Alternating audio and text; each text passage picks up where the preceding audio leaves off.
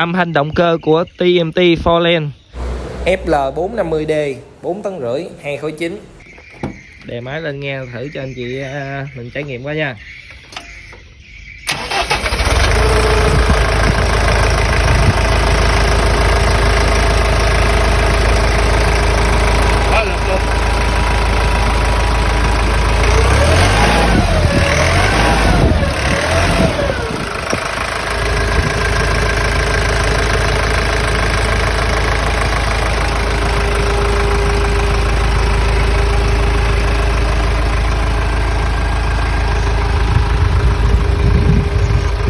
Đứng xa 3 mét mà vẫn còn nghe thấy lực ha.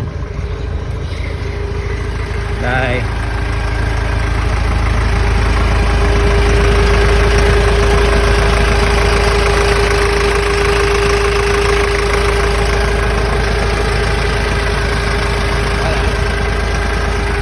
TMT 5